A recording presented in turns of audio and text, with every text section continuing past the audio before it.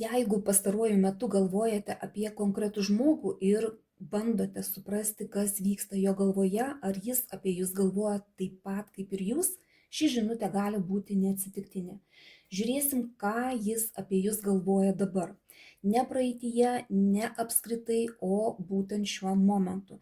Prieš jūs 3 kaladės, 1, 2, 3, pasirinkite intuityviai, kuri traukia labiausiai. Ir žiūrėsime toliau. Kas pasirinkote pirmąją kaladę? Pirmiausia, pasižiūrėsime, kas yra tarp jūsų.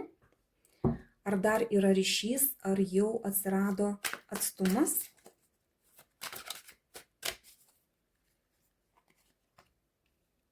Na, žiūrėkit, pas jūs yra tarp jūsų, lazdų tūzas sako, kad yra daug energijos, yra seksualinė trauka labai didelė.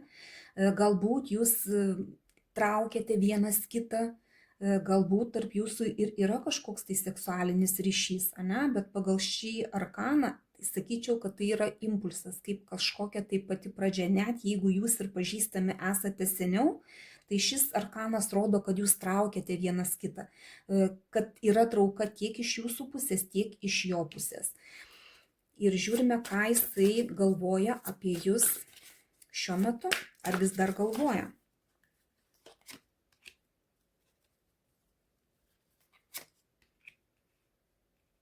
Na, žiūrėkit, jisai galvoja, kad jūs esate pakankamai sąžiningas žmogus, teisingas, kad jūs sakote tai, ką galvojate, kad jums yra labai svarbu tiesa, teisybė, ane? Kad jūs niekada nevyniosite tiesos į vatą, vat jūs toksai žmogus ir taip jisai apie jūs galvoja. Taip pat jisai galvoja, kad pas jūs yra labai daug pasirinkimų. Ane, jisai galvoja, kad jūs turite iš ko rinktis, kad jūs galbūt labai ryškiai esate ir kad galite pasirinkti iš kažko tai. Jumise yra daug energijos, daug seksualumo ir kad jūs galite rinktis partnerius. Nu, taip jisai galvoja apie jūs šiuo metu.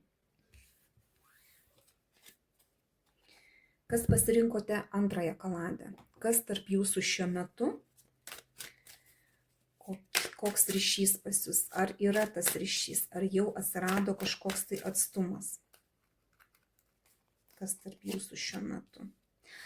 Jėgos arkanas taip pat, kaip ir pirmam variante, ne, taip pat yra seksualinis ryšys, seksualinė trauka. Bet pagal šitą arkaną gali būti taip, kad yra slopinimas seksualinės energijos.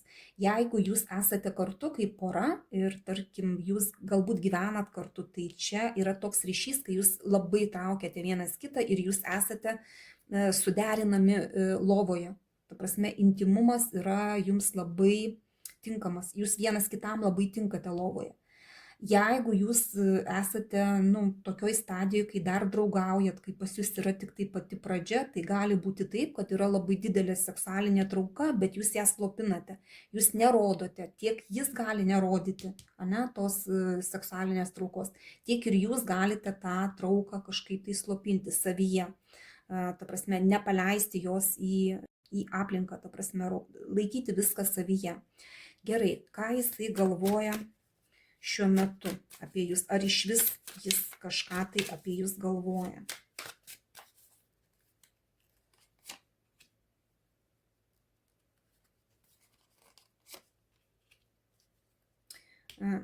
Taip pat krenta lazdų tūzas, vėlgi apie tą pačią seksualinę energiją. Gali pas jūs būti tokia pati pradžia galbūt, arba jūs labai vienas kitą stipriai traukiate ir jisai tiesiog galvoja apie tai, kas būtų, jeigu būtų, arba tiesiog jisai nori jūsų. Galbūt netgi galvoja apie jūs kaip apie jūsų pradžią kažkokią, tai galbūt net galvoja, kad galėtų jums kažkokią tai dovaną įteikti, bet šiuo metu jisai galvoja apie intimumą su jumis. Tokios mintis pas jį šiuo metu apie jūs. Na ir kas pasirinkote trečiąjį variantą? Pirmiausia, pasižiūrim, kas yra tarp jūsų šiuo metu, ar dar yra ryšys, ar jau atsirado kažkoks tai atstumas tarp jūsų. Na, žiūrėkit, pas jūs yra toksai draugiškas ryšys, ane, jums kartu yra gerai, bet ta prasme, santykiai tarp jūsų tokie neįpareigojantis, kaip ir tokie draugai, linksma kartu leisti laiką, ne, bet kažkaip tai kažkokių stiprių įsipareigojimų tarp jūsų nėra, tiesiog jums gera kartu. Va taip dabar pas jūs yra. Ir ką jis apie jūs galvoja dabar, ar iš vis šiuo metu jisai galvoja apie jūs.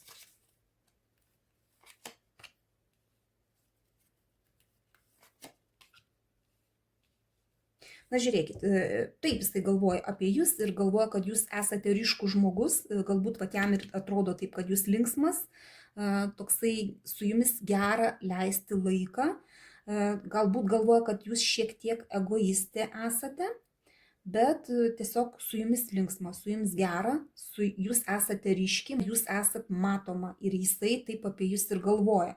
Ir čia vat, galbūt jisai galvoja dar prie viso to, kad jūs nerodote iniciatyvos, kad galbūt šiuo metu jūs tokia užtilusi, savyje paskendusi ir nieko nedarote, kad tarp jūsų galbūt būtų kažkoks gilesnis ryšys, ar iš viso kažkas tai būtų daugiau negu kad yra. Jam dabar va taip atrodo, bet jisai galvoja apie jūs, pas jį mintis tokios yra. Visi trys variantai buvo tokie, kad žmogus, apie kurį jūs galvojate, galvoja ir apie jūs. Jei kažkuris variantas jums atsiliepė, vadinasi, ši žinutė buvo skirta jums, pasiimkite tik tai, kas rezonavo, o kas netiko, ramiai paleiskite. Ir parašykite komentaruose, kuris variantas buvo jūsų.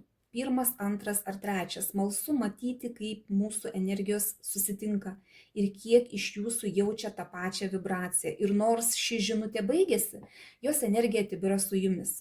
Dėkui, kad buvote su manimi ir iki sekančio skaitymo.